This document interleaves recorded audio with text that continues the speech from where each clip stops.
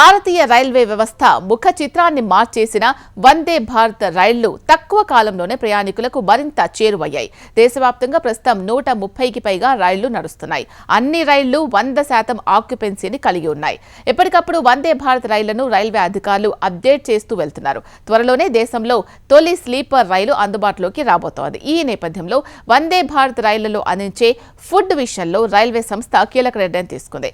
ఇప్పటి వరకు వందే భారత్ రైళ్లలో ఫుడ్ ఛార్జీలను కలిపే టికెట్ ధర ఉండేది. అంటే టికెట్ తీసుకున్న ప్రతి వారికి ఫుడ్ ఛార్జ్ అనేది అందులోనే కలిపి ఉంటుంది. అంటే టికెట్ తీసుకుంటే ఫుడ్ ఛార్జ్ ఖచ్చితంగా అందులోనే వసూలు అవుతుంది అని.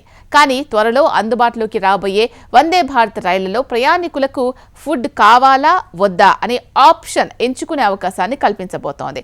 తొలిసారి అలహాబాద్ నుంచి వారణాసి వరకు వెళ్లే వందే భారత్ రైల్లో ప్రయాణికులు టికెట్ బుక్ చేసుకునే సమయంలో ఐఆర్సీటీసీ అందించే ఫుడ్ కావాలా వద్దా అనే నిర్ణయించుకునే ఆప్షన్ను అందుబాటులోకి తీసుకురాబోతోంది.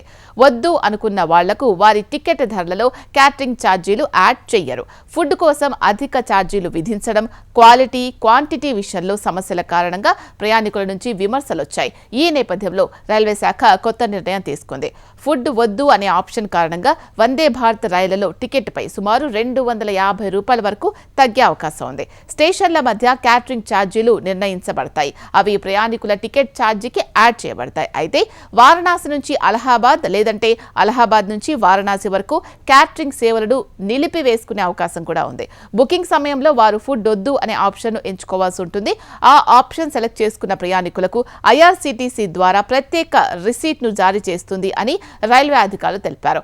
ఎగ్జిక్యూటివ్ క్లాస్, చైర్ కార్ క్లాసులకు వేర్వేరు ఫుడ్ ఛార్జీలు ఉంటాయి. ఎగ్జిక్యూటివ్ క్లాస్లో న్యూ ఢిల్లీ నుంచి వారణాసికి ప్రయాణించే వారికి ఉదయం టీ, అల్పాహారం, మధ్యాహ్నం భోజనం కోసం ₹399 ఛార్జ్ చేయబడుతుంది.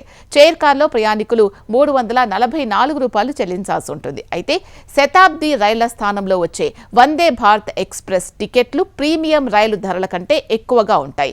ఈ రైలు కాన్పూర్, ప్రయాగ్రాజ్లో హాల్టింగ్ అవకాశాన్ని కూడా కలిగి ఉంటుంది. అంతేకాదు 8 గంటల్లో 755 కిలోమీటర్ల దూరాన్ని ఇది చేరుకుంటుంది.